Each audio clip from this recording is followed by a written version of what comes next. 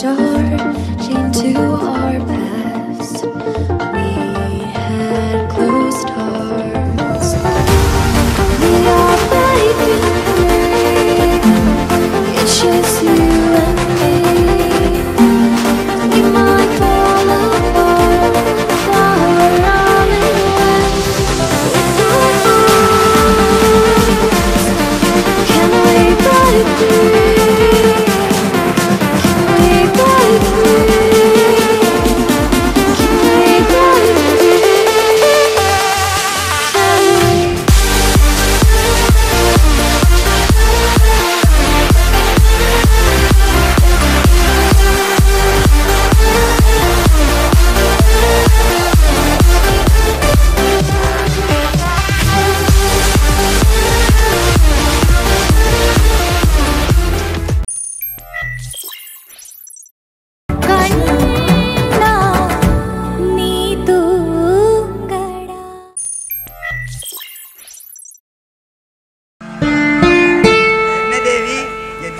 சந்தோஷத்தில் ஆழ்ந்து திளைக்கிறாய்.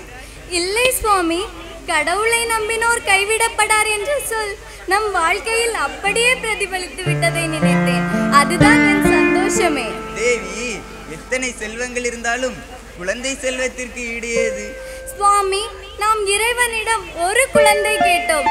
ஆனால் நம் இறைவன் நமக்கு 7 குழந்தைகளை அள்ளி வழங்கி நம்மை பெருமைப்படுத்தி விட்டாரே. இதற்கு நாம் அந்த ஈஸ்வரனுக்கு என்ன கைமாறு செய்ய போகிறோம்?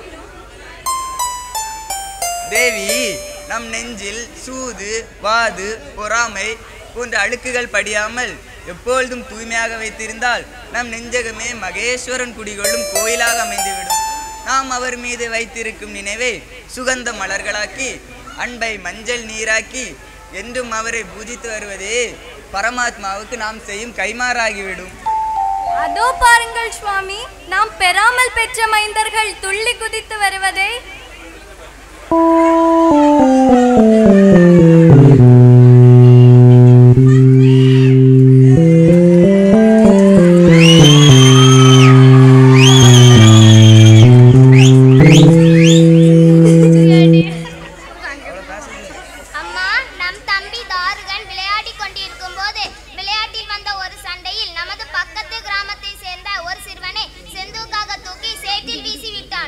அடக்கடவுளே, சுவாமி என்ன இது?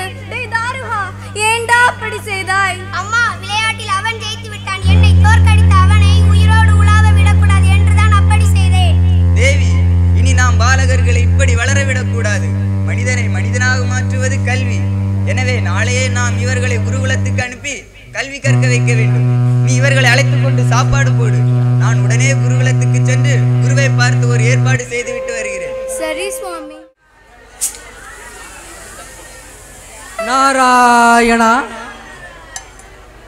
நாராயணா.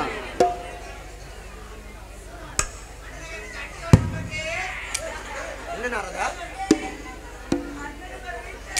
நாரதா, இன்று என்ன செய்து கொண்டு வந்தாய்? ஏ மகேஸ்வரா, தங்கள் அருளால் சண்டத்தை ஈண்டெடுத்த 7வது பாலகன் தங்களே நினைத்து 12 வருடங்களாக கடும் தவம் புரிகிறானே. அந்த தவத்தின் நோக்கம்தான் என்ன? இவன் பக்தி சான்றோர்களை மிஞ்சிவிடும் போல் இருக்கிறது. நாரதா, பக்தி செலுத்துவதில் பல வழிகள் உள்ளன.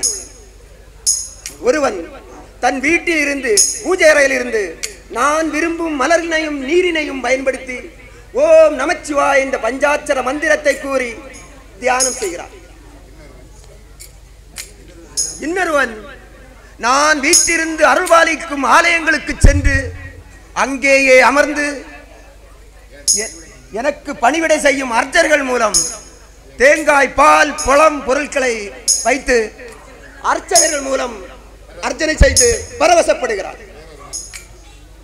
வேறொருவன் தன்னுடைய உணவு உறக்கங்களை மறந்து மனதை அடக்கி வெயிலோ குளிரோ எதுவுமே தெரியாமல் ஓம் நமச்சிவாய என்ற மந்திரத்தை சதா சொல்லிக் கொண்டிருக்கிறார். இதுதான் தாரகனின் தற்போதைய நிலை. மற்றொருவன் 9 வாயில் கொண்ட 5 புலங்களையும் அடக்கி சமாதி நிலையில் இருந்து கொண்டே என்னை நினைத்து தியானம் செய்கிறார். இவர்கள் அனைவரையும் நான் ஒரே நிலையில் இருந்து கேட்ட வரத்தை கொடுக்கிறேன். சரி பிரபு, சமாதி நிலை என்றால் என்ன? நாரதா, கண்ணால் பார்த்தல், காதால் கேட்டல், மூக்கால் நுகர்தல், வாயால் பேசல், இந்த 4 உறுப்புகளின் செயல்பாடுகளை அடக்கி வெயிலோ குளிரோ எதுவுமே தன் உடம்புக்கு தெரியாமல் ஓர் அசைவற்ற நிலையில் இருந்து உடம்பின் உணர்வுகளை அடக்கி தன் பரமாத்மாவை ஜீவாத்மாவோடு இணைத்து வீட்டு இருப்பது சமாதி நிலை. இதை ஒரு முற்றும் துறந்த ஞானியால் மட்டுமே முடியும். அது சரி இறைவா, தாங்கள் நாத்திகனுக்கும் அருள் கொடுத்து காக்கின்றீர்களே? ஆம் நாரதா, எவன் என்னை கொடுஞ்சொற்களால் பேசி இகழ்கிறானோ அவனையும் நான் பக்தனாகத்தான் நினைக்கிறேன். ஏ உமாபதி, அப்படி என்றால் அந்த தாரகாசுரருக்கு உங்கள் தரிசனம் கிடைக்குமா? நிச்சயமாக. தாரகனுக்கு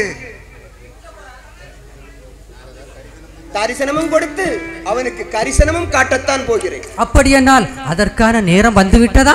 நேரம் வந்துவிட்டது நாரதா. அவனது 12 வருட தவத்தில் சாதனை இருக்கிறது. ஆனால் அதற்குள்ளே ஒளிந்திருக்கிறது இந்த 3 உலகமும் அனுபவிக்க போகும் வேதனையும் சோதனையும். காரணம், அவனோ கேட்க மாட்டான் பிறரின் போதனை. பிரபு, எந்த சோதனை வேதனை வந்தாலும் காக்கும் கடவுள் திருமால் பார்த்துக் கொள்வார். எப்பேற்பட்ட அசுரனையும் திருமாலின் சுதர்சன சக்கரத்திலிருந்து தப்பவே முடியாதே. பிரபு, தாங்கள் அப்படி என்றால் பூலோகம் எப்போது செல்லுகிறீர்கள்? நாரதா, இப்போதே சென்று தாரகனின் தவத்தை முடித்து வைத்து வருகிறேன். நாராயணா நாராயணா.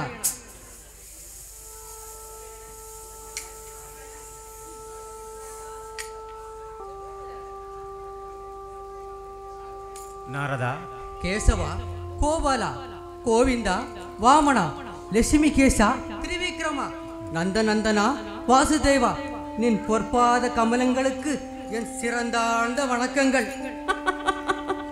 என்ன நாரதா, புகழ்ச்சி எல்லாம் அதிகமாக இருக்கிறது. ஏதாவது பிரச்சனையோடு வந்திருக்கிறாயா? நாரதர் என்றாலே கலகம் தானே? பிரச்சனை தான் தேவி, பிரச்சனை தான். பிரச்சனை வந்துவிடக் கூடாது என்றுதான் பிரச்சனைகளை தீர்க்கும் திருமாலின் திருவடி தேடி பிரச்சனையோடு வந்திருக்கிறேன். நாரதா, ஆரம்பத்திற்கு முன்பே பிரச்சனை பிரச்சனை என்கிறாயே, நீயும் கலங்கி எங்களையும் கலக்கி கலகத்தை துவக்கி வைக்க வேண்டும் என்று. நாராயணா, சதா தங்கள் நாமத்தையே உச்சரித்துக் கொண்டிருக்கும் தங்களிடத்தும் கலகமா? அபச்சாரம் கேசவா, அபச்சாரம்.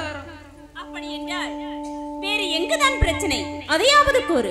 ஏ மதுசூதனா, தங்களுக்கு தெரியாதது ஒன்றுமில்லை. அனைத்தும் அறிந்தவர் தாங்கள். நடந்தது, நடப்பது, நடக்க இருப்பது என முக்காலத்தையும் அறிந்த எம்பெருமாளுக்கு நான் சொல்லி தெரிய என்னதான் இருக்கிறது? கூற வந்ததை விளக்கமாக கூறு. என்னதான் பிரச்சனை என்பதை சொல்.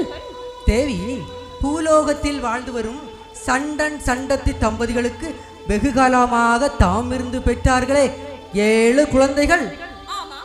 இப்போது அவர்களுக்கு என்ன குறை? பிரச்சனை ஒன்றுமில்லை மாதா. அந்த 7 குமாரர்களையும் குருகுலத்திற்கு கல்வி கற்க அனுப்பினார்கள். ஆகாத நேரத்தில் பிறந்த அசகாய சூரர்கள் குருவிடம் அடக்கமாக நடந்து கொள்ளாதால் குரு அப்பன் பெயர் தெரியாத பட்டிமாக்காள் என்று கடுசொல் கூறிவிட்டார். பிறகு என்ன மாதா, 7 குமாரர்கள் இளையவன் தாரகாசுரன் தன் தந்தையிடம் சென்று தன் தாய் சண்டத்தியிடம் சென்று தன் தகப்பனார் யார் என்று கேட்க அந்த சண்டத்தையும் அந்த ஆதிசிவன் தான் உன் தந்தை என்று கூறிவிட்டாள். நடந்தது உடனே தானே தாரகாசுரன் கடும் தவம் இருந்து அந்த கைலாயநாதனை வரவழைத்து வேண்டிய வரங்களை பெற்று இந்த உலகத்தையே ஆளப் போகிறேன் என்று சபதம் செய்துவிட்டு காட்டுக்கு சென்று விட்டார். என்ன அக்கிரமம்! நாரதா, தந்தையை காண தனையன் தவம் இருப்பது பெருமைதானே. இதில் உனக்கென்ன பிரச்சனை? பிரச்சனையே அதுதானே கோவிந்தா. அந்த தாரகாசுரனோ மகா மூர்க்கம் குணம் கொண்டவன். அப்படிப்பட்ட அசுரனுக்கு கரன் வரத்தை கொடுத்து விட்டால் உலகில் பிரளயம் அல்லவா தோன்றும். அதனால் அந்த ஆதிசிவனிடம் இந்த மதுசூதனன் சென்று அந்த தாரகாசுரனுக்கு தரிசனம் கொடுக்க வேண்டாம் என்று கூறுவதே என்ன ஆவல். தவமும் தானமும் தான் ஒருவனை உயர்த்தும். ஐம்புலங்களையும் அடக்கி ஒருவன் தவம் செய்தால் அவனது மனம் வலிமையடைகிறது. தியானத்தில் ஆழ்ந்திருப்பவனுக்கு ஞாபக சக்தி பெருகும். இந்த பிரபஞ்சத்தில் எல்லாமே விதிபடியே நிகழ்கிறது. இப்பொழுது தாரகாசுரன் தவம் இருந்து அவன் முடிவை அவனே தேடுகிறான். நாரதா, தவம் செய்பவனுக்கு பகவான் காட்சி கொடுக்கவில்லை என்றால் பரமாத்மா மீது ஜீவாத்மா வைத்திருக்கும் நம்பிக்கை நாசமாக்கப்படுகிறது. அதனால் நாம் அந்த சிவத்தை தடுப்பது முறையாகாது. மாறாக தாரகாசுரனை தவம் செய்ய விடாமல் நாம் தடுப்பது நெறிமுறைக்கு உகந்ததல்ல. நாரதா, நடப்பது போல் நடக்கட்டும், ஆகுவது ஆகும். காலத்தாலும் அழியாதது அழிந்தே தீரும். நாரதா, ஒன்றின் அழிவில்தான் ஒன்றின் ஆரம்பம் நிர்ணயிக்கப்படுகிறது. இப்போது உனக்கு புரிந்ததா நாரதா? புரிந்தது பிரபு, புரிந்தது. நாராயண